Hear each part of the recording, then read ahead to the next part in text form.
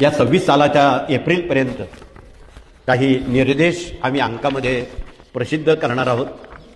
तर गेल्या काही वर्षापासून आपण रोज सांगत आहोत की आगामी काळामध्ये विमान अपघात होतील, रेल्वे अपघात होतील, काही तिसऱ्या महायुद्धाची सुरुवात होईल, काही देशांमध्ये युद्ध सुरू झालेलं आहे, आगामी काही भागात चक्रीवादळ मोठ्या प्रमाणात सक्रिय होतं आहे आणि खूप मोठे उपद्रव जगात आणि देशात होण्याची शक्यता नाकारता येत नाही।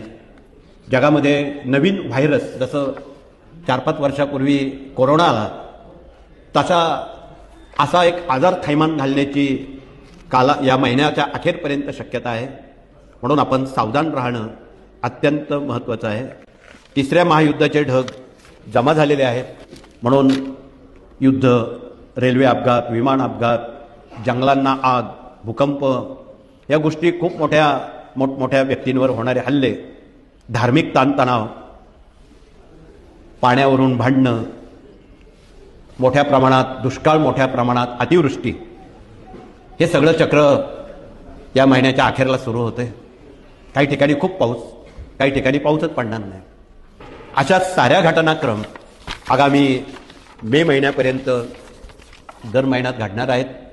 म्हणून यातून आपण, आपला देश आणि आपले भारतीय लोक यांना याची कुठलीही तोशिष लागू नये म्हणून आपण भारत मातेला, स्वामींना स्मरणपूर्वक खालील कार्यक्रम आपण करावा की आपण आगामी 100 दिवसात 100 पाठ स्वामी चरित्र सारामृताचे संकल्पने करावेत।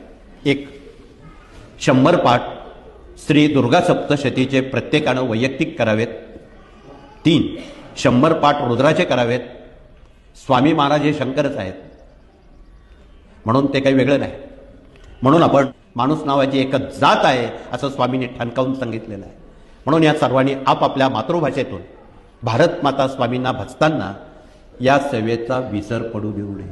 म्हणून आपल्या हातून वर्षभरात 100 पाठ स्वामीचरित्र व्हावेत, मुदत 1 वर्ष आहे। 100 पाठ सप्तशतीचे व्हावेत, 100 पाठ रुद्राचे व्हावेत। तशा या सेवा फार सोप्या आहेत आणि ज्यांना एवढंही शक्य नाही त्यांनी 12 महिन्यात 12 लाख जप, दरमहा 1 लाख जप श्री स्वामी समर्थ लिहिला तरी ते पुरेसं आहे। आता यापेक्षा आणखी सोपं सांगणं उचित नाही, याला काही पैसे लागत नाही। म्हणून आपण हा संदेश जगभर, देशभर, राज्यभर सर्वांच्या कानामनापर्यंत पोचवला तरच ते वाचू शकतील। म्हणून हा तळमळीचा संदेश आपण सर्वतोपरी सर्वांपर्यंत आपण पोचवला